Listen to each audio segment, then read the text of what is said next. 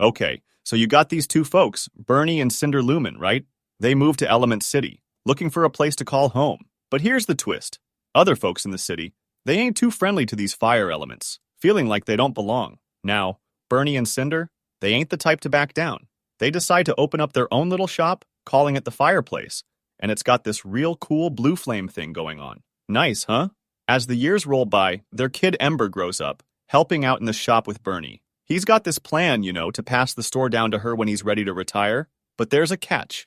Ember's got a fiery temper, and that's trouble waiting to happen. One day, Bernie trusts Ember to run the shop solo, but things go south real quick. The customers start piling in, and Ember can't handle the heat. She loses it, goes into a fit of rage, and boom, she breaks a water pipe.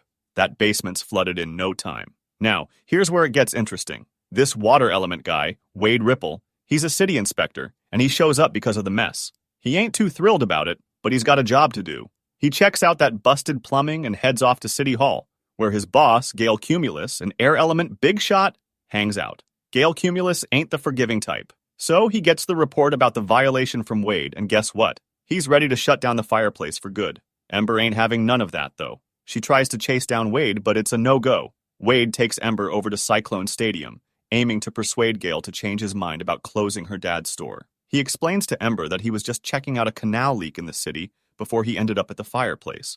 Wade suggests to Gale that Ember and him can trace the leak's origin right from the store. Gale, he's a tough nut to crack.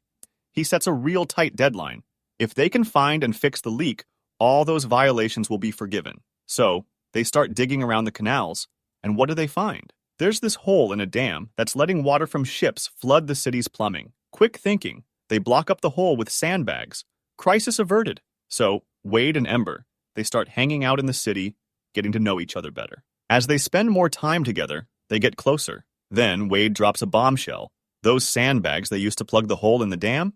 Well, they didn't do the trick. Water's still leaking. Ember, she's no quitter. She uses her talent for making glass to craft a super strong seal for that pesky hole. It holds up tight, but here's where it gets interesting. Cinder, Ember's parent, gets a hunch that something's going on with her. So Cinder decides to tail Ember. Ember takes a trip to Wade's family's fancy apartment. While she's there, she uses her fire skills to fix a broken glass pitcher. Wade's mom, Brooke, is pretty impressed by Ember's talents and suggests she should go for a glassmaking internship. Now, things take a romantic turn. Ember and Wade play a game where they try to make each other cry. And guess what? Wade scores a win when he confesses he's got feelings for Ember. But hold on tight, Gale, the big boss, he calls up Wade. And good news, he gives the green light for Ember's glass seal, which means the fireplace won't be closing down. Here's the kicker. Ember starts thinking about her future. She figures out she doesn't want to take over the store after all. Okay?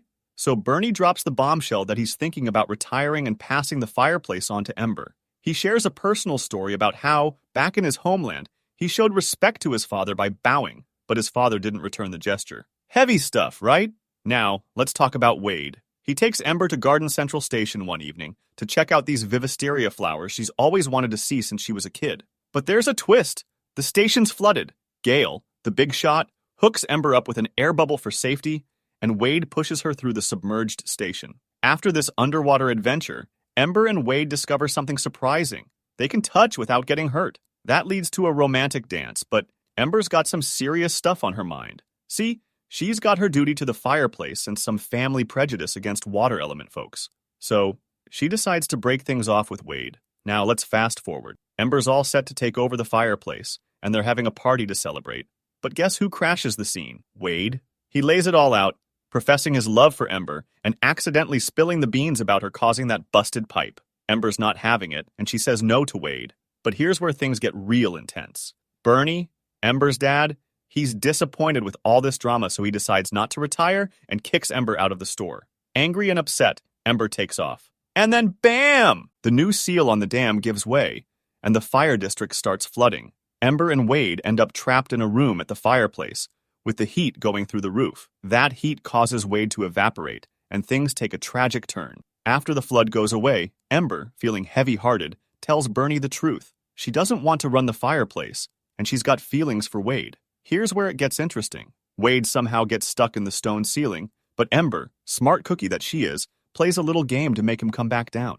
They share a heartfelt moment, a hug, and a sweet kiss. Fast forward a few months. and Ember and Wade are a couple now. They decide to leave Element City so Ember can study glassmaking and explore the world together. Before Ember hops on the ship, she shows Bernie a sign of respect by bowing, and Bernie returns the gesture. That's where our story wraps up. And hey, if you enjoyed this story, don't forget to show your support by liking our video and hitting that subscribe button.